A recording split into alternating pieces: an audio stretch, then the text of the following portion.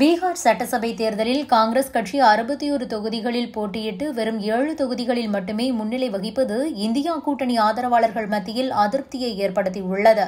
இது கிட்டத்தட்ட 2011இல் தமிழ்நாட்டில் 63 தொகுதிகளில் போட்டியிட்டு 7 தொகுதிகளில் மட்டுமே காங்கிரஸ் கட்சி வென்றதற்கு சமமாக உள்ளது.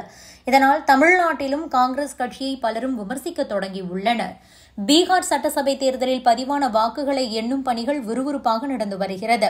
என்டிஏ கூட்டணி 190 தொகுதிகளில் முன்னிலை பெற்றுள்ள நிலையில் மகாபந்தன் கூட்டணி 49 தொகுதிகளில் மட்டுமே முன்னிலையில் உள்ளது. என்டிஏ கூட்டணி வெர்சஸ் மகாபந்தன் கூட்டணி என்று இருந்த இந்த போட்டி தற்போது ஜேடியு அண்ட் பாஜக என்று மாறியிருக்கிறது. இதில் மகாபந்தன் கூட்டணி தரப்பில் ஜேஆர்டி 35 தொகுதிகளிலும் காங்கிரஸ் கட்சி 7 தொகுதிகளிலும் முன்னிலையில் உள்ளன. இந்த தேர்தலில் காங்கிரஸ் கட்சி 61 தொகுதிகளில் போட்டியிட்ட நிலையில் வெறும் 7 தொகுதிகளில் மட்டுமே முன்னணியில் இருப்பது இந்தியா கூட்டணி ஆதரவாளர்களிடையே அதிருப்தியை ஏற்படுத்தியிருக்கிறது. காங்கிரஸ் கட்சியின் ஸ்ட்ரைக் ரேட் மிகவும் குறைவான அளவில் இருப்பதாக அரசியல் விமர்சகர்கள் கருத்து தெரிவித்துள்ளனர். காங்கிரஸ் கட்சியின் இந்த செயல்பாடுகள் 2011 தமிழக சட்டசபை தேர்தலை பலருக்கும் நினைவுபடுத்தியிருக்கிறது. ஏனென்றால் 2011 சட்டசபை தேர்தலில் திமுக கூட்டணியில் 63 தொகுதிகளில் காங்கிரஸ் கட்சி போட்டியிட்டது. அப்போது காங்கிரஸ் கட்சி வெறும் 7 தொகுதிகளில் மட்டுமே வென்றது. இதனால் திமுக கூட்டணியால் எதிர்க்கட்சி அந்தஸ்தை கூட பெற முடியவில்லை. இதற்கு தமிழ்நாட்டில் காங்கிரஸ் கட்சிக்கு அடிப்படை கட்டமைப்பு சிதைந்து கொண்டே வந்தது காரணமாக பார்க்கப்பட்டது. தற்போது பீகாரிலும் இப்படியான நிலையில்தான் காங்கிரஸ் கட்சி இருக்கிறது.